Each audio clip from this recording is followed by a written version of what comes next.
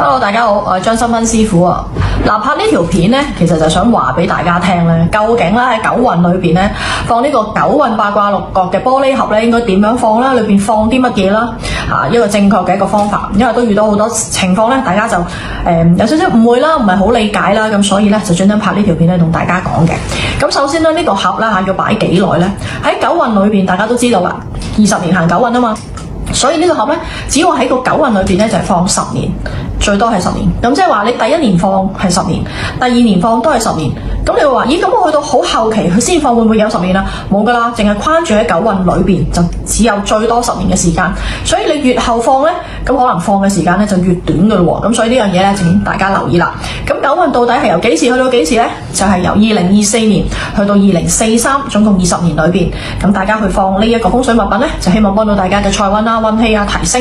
咁亦都係啦，嗱，可以做法就係一人屋企，譬如一人放一個，或者真係唔夠位啦，咁就大家一齊咧去放一個或者兩個都可以嘅。咁放嘅方位咧，就全世界都係一樣噶啦，就放於正南嘅位置，正南嘅位置。而個高度咧，千祈要記得啦，一定係腰對上嘅位置喎。嗱，唔好放一個低啊，腰對上嘅位置。咁大家會問，我放到好高櫃頂得唔得？咁當然可以啦，不過就要留意啦，唔好俾佢鋪塵喎。嗱，其實所有風水嘅物品啦，係個鋪塵咧，當然唔係太好啦。同埋呢個嘅陣法咧，有啲嘢好特別嘅。因為裏邊放嘅嘢咧，你有機會咧就係攞出攞入，不停係去更換嘅喎。咁所以如果放得太高咧，可能都會有啲麻煩嘅喎。咁所以咧你自己要留意啦。咁我哋先睇睇啦。嗱，當大家收到呢個六個盒嘅時候咧，你打開咗膠袋之後咧，你會發現裏邊咧就有包防潮珠嘅，係咪？嗱，呢個係出產嘅時候就必定有個防潮珠噶啦。咁其實呢包防潮珠咧係唔要嘅喎。嗱，記得啦，攞咗呢包防潮珠啦。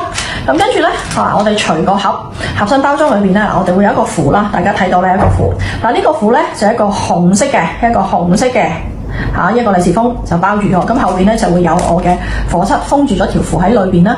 咁大家都睇到啦，係咪有個膠袋？嗱，個膠袋咧，請大家千祈唔好拆喎。點解咧？因為放10年咁耐啊嘛。如果你拆咗個膠袋，加埋尤其是香港啦比較潮濕啦，咁萬一呢個符爛咗咁點咧？或者係濕咗咁點算咧？咁所以呢個膠袋咧就我嚟保護佢嘅。咁希望大家就唔好拆啦，就唔好貪得意又去睇下佢係乜嘢，直情將成個符原封不動就放落呢一個嘅玻璃盒嘅裏邊。你見到啦，放咗喺裏邊咯喎。咁跟住放咩咧？咁當然可以放好多一啲即係比較值錢名貴嘅嘢啦。咁譬如話，當然可以放錢啦。嗱，唔係淨係放5蚊喎，我呢度只係一個舉例嘅啫。咁大家可以放多少少錢啦，甚至乎就係話我可以放一啲名貴嘅首飾啦，例如戒指啦、耳環啦，或者一啲咧就貴重嘅錶啊，咁都可以放落去嘅。咁放咗落去之後咧，記緊啦，嗱，請各位合翻埋個盒。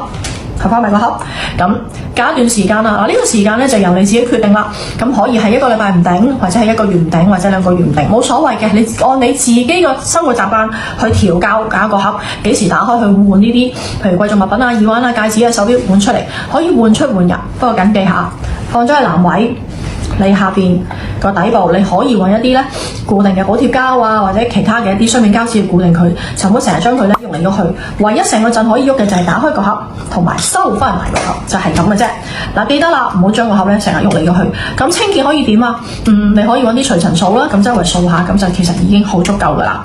記得啦，嗱，成個陣法裏邊唔好亂喐，亦都冇咁多手成日將個符咧開嚟開去喎。嗱，呢個咧係我成日收到嘅一啲朋友成日去問個符打開咗點，唔好成日打開啊，唔好亂嚟啊，咁樣就冇效噶咯喎。嗱，記緊啦，仲有呢個盒咧係玻璃做嘅，麻煩你哋好好地善待佢啦，唔好隨便咧就將佢喐嚟喐去，去敲下佢啊，揼下佢啊。